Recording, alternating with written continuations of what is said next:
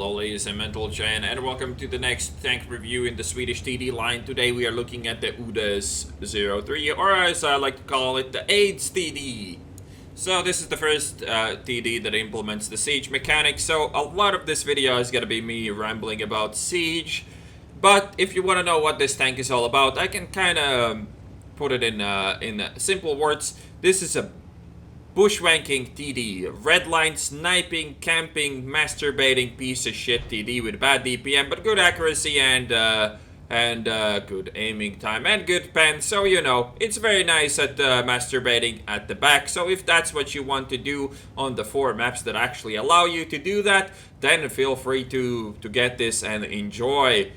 But if you actually like to play this game with both of your hands involved and actually moving around a bit more than once or twice a game, then you probably should avoid this like plague. Before we get into rambling about Siege, let's talk through the stats of this vehicle. So you have 1000 hit points, 20 hull armor, which means that everything is going to be shooting you, is going to be overmatching you, which means that you're going to get all your hit points taken away really quickly. So this tank's main defense is Camel, which is actually why I, in full consciousness, put a camo net on a tank in World of Tanks. This is, I think, the first tank ever I've done that since I learned to play this game, but this tank is all about the camo. The second you get spotted, you're pretty much dead, and Siege mode contributes to that as well, but why I'll talk about later. Anyways, you get engine power of 550 horsepower, which gives you specific power of 26.37. Top speed forwards 70, backwards 50. Rear range is just 350, which means that binos is a must on this as well. When you come to the gun, you have 390 damage per minute, 5.83 rounds a minute, 2271 DPM, average pen at 288. Accuracy in Siege mode, obviously 0.25. Aiming time in Siege mode, obviously 1.5. So what the fuck does Siege mode do in this tank? Well, first of all, you have to sit there like an idiot for 2 seconds to deploy it. You cannot move, you cannot do anything in that time. And after that, your aiming time increases to 1.5 from like 3 or 4. And obviously your accuracy and damage per minute increases a bit as well. So yeah, it just generally increases your stats. But obviously the disadvantage being that you can only go 5 forwards, 5 backwards, which is absolutely abysmal, which means that you will never ever peek anybody in Siege mode if you're spotted, which means that you cannot play any of the fucking corridor maps properly, because you know, you cannot trade shots with this. It only has 1000 hit points and 390 damage per shot, and you know, it takes 2 seconds to enter a siege. So even if you do go around, get shot, then go into siege, and then aim and stuff, then it takes so much time that your enemy is either gonna track you or just drive away, which is extremely awkward in this tank. It makes it quite unplayable on a lot of maps in this game, mostly all the city maps, but there's a lot of tunnel maps in World of Tanks, unlike these open maps where this tank can be reasonably effective, but even then it's not like it's super good or anything like that.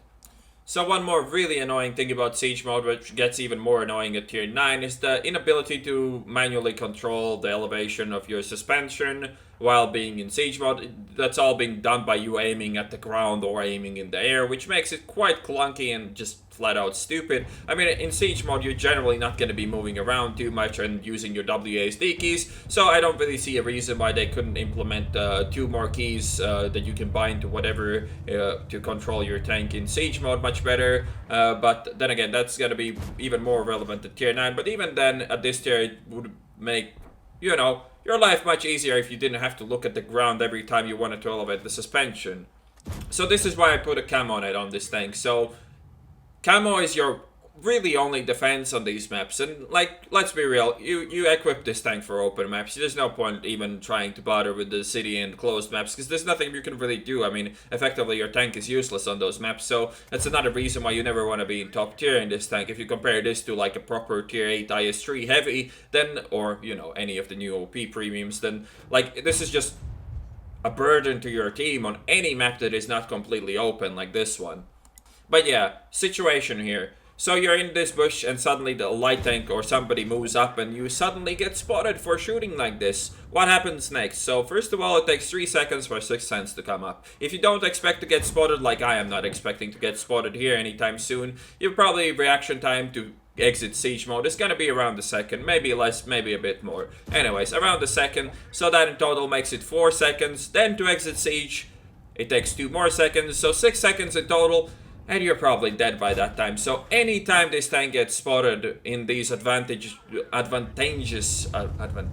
positions, you're just flat out gonna die if you get spotted. So that is an extremely annoying feature about siege mode. And the thing is about these tanks, they're not even that good in siege mode. So the limiting factors of the siege are really just not necessary in my opinion. I mean, obviously these tanks were designed with the auto bounce mechanics or overmeasure mechanics removed, and here you can see this 0.25 accuracy working miracles for me. I was like, hey, this tank has great accuracy, let's be greedy and shoot his road wheel and get all the assistance damage. Oh, wait a second, we can't, because, you know, accuracy, it's relevant. Yay. Then again, for the most part, my gun was really behaving well in this game, so I guess I shouldn't really be complaining that much. So unlike the next tanks in this line, this thing actually has gun elevation and depression. Also can move the gun 2 degrees to each side, which makes it kinda sorta usable without siege mode. But what the gun elevation really allows you to do is to elevate your suspension over a hill or something and then shoot and then you know, lower it back down. Sadly, the controls are super clunky with that. Like I said, you don't have any manual way to do it, so you have to look at the ground in order to elevate your suspension, then look at the enemy, then shoot him, and then look into the air, which makes it really fucking clunky and silly. That's another reason why having direct controls over that would be nice. And here I borked the last shot and this game is over.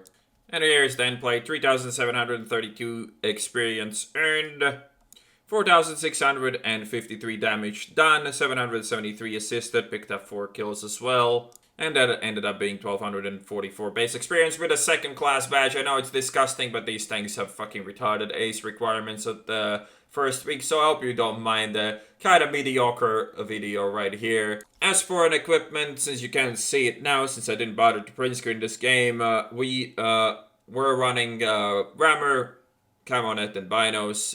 I already explained why the Camonet and why I think it's the best choice.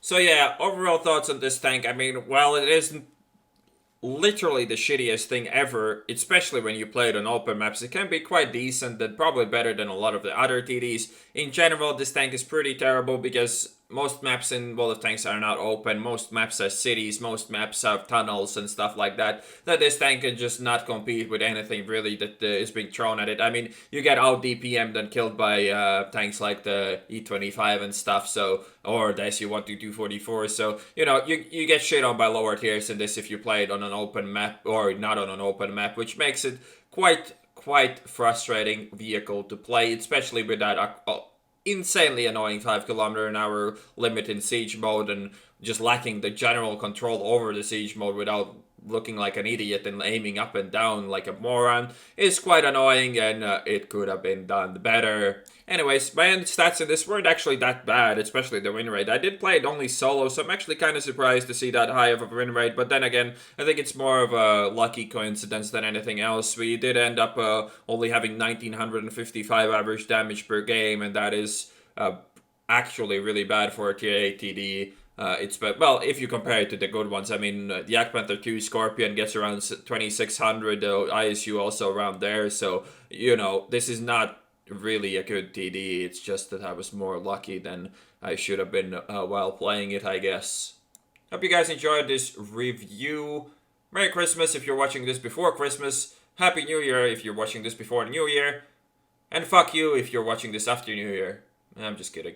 Anyways, see you guys on the next one.